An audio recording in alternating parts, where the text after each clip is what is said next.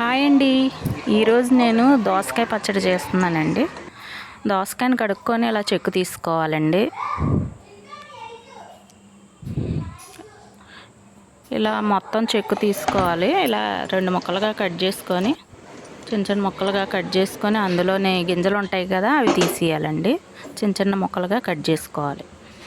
Stove on చేసి కళాయి పెట్టుకొని కొంచెం నూనె వేసుకోవాలి. నూనె కొంచెం మరిగిన తర్వాత వెల్లుల్లిపాయలు 3 తీసుకొని కొంచెం చిదుపుకొని వేసుకోవాలండి.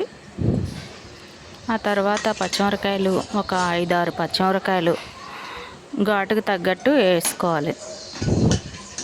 అవి కొంచెం వేపుకోవాలండి. అవి వేగిన తర్వాత కొంచెం జీలకర్ర వేసుకోవాలండి. కొద్దిగా జీలకర్ర వేసుకొని వేపుకోవాలి.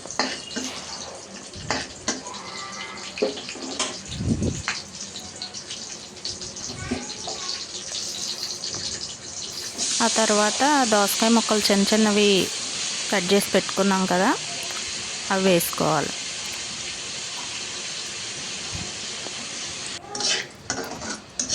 అవి కొంచెం వేగాలండి, కొంచెం ఎర్రగా వేగాలి. చిన్న పసుపు వేసుకోవాలి.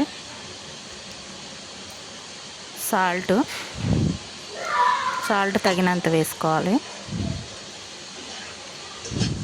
అలా వేపుకోవాలండి. కలర్ కోసం నేను పసుపు వేసాను. పసుపు వేయకపోయినా పర్వాలేదు. కొంచెం ముక్కలు ప్లేట్లో తీసుకొని అవి పచ్చడిలో కలుపుకోవడానికి ఉపయోగించుకోవాలండి. మిగతావి మిక్సీ జార్లో వేసుకోవాలి. మిక్సీ జార్లో వేసుకొని మిక్స్ చేసుకోవాలండి. కొంచెం చింతపండు వేసుకోవాలి.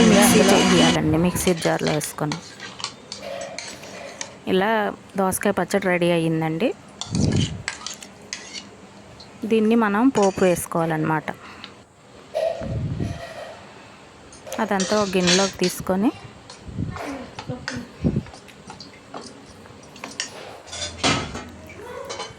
కళాయి వేడి చేసుకొని కొంచెం నూనె వేసుకోవాలి.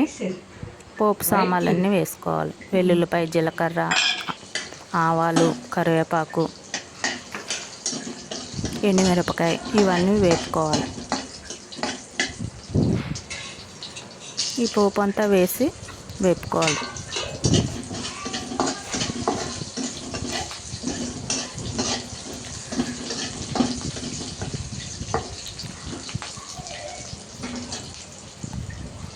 వేగిన తర్వాత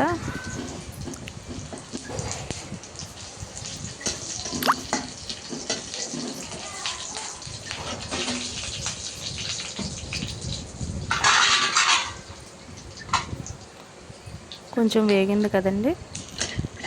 ఈ పోపు వేగిన తర్వాత మనం పచ్చడి చేసుకున్నాం కదా, దాని మీద వేసుకోవాలి పోపు అంతా.